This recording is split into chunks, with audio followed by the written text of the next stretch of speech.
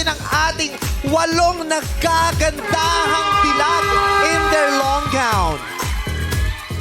Alamin naman natin ngayon ang mainit na komento ng ating sexy authority team. Simulan na natin kay Jurado. I love her so much. She, Filomena. What's up, madlang people? Yes, congratulations sa ating 8 na sexy babes. Grabe yung confidence nyo. Grabe yung elegance na nakikita namin dito from the stage. You are all glowing. I believe na hindi... You don't have to be so... Sorry, kinakabahan din ako. Oh my gosh. But yeah, para sa gown kasi you have to... Sorry. Overwhelmed siya. Oo. Sobra Sige, siya. hinga lang muna. Hinga malalim, Chi.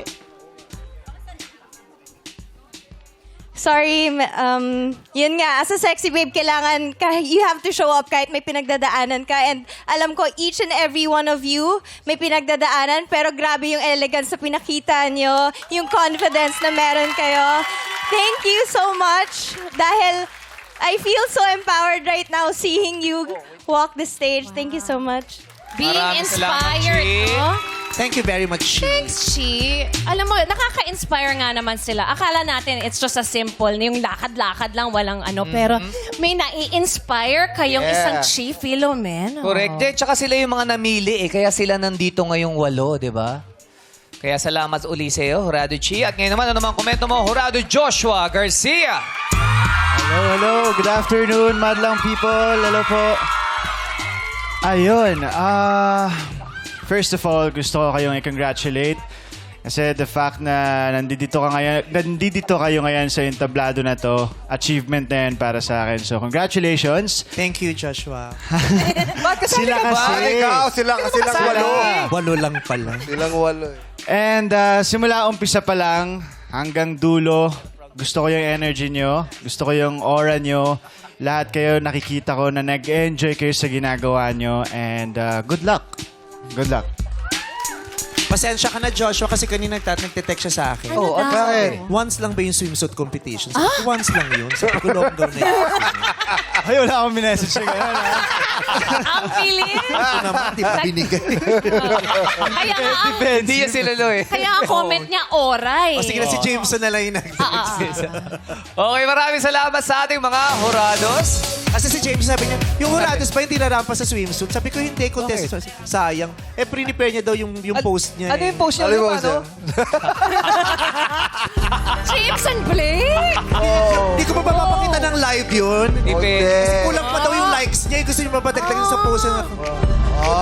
Bagay din sa'yo, ah. Sunbathing Oh, post. ganun siya. Tapos na lakad. Ang taas naman tingin. Iba din.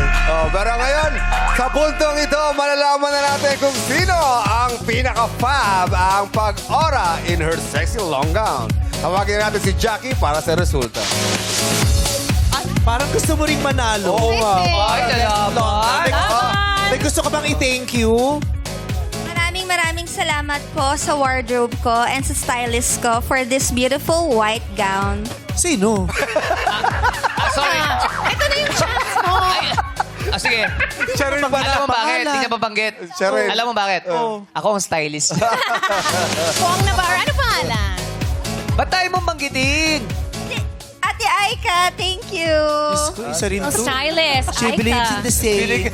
Roses are red, violets are blue. Put them together. Anong ulam?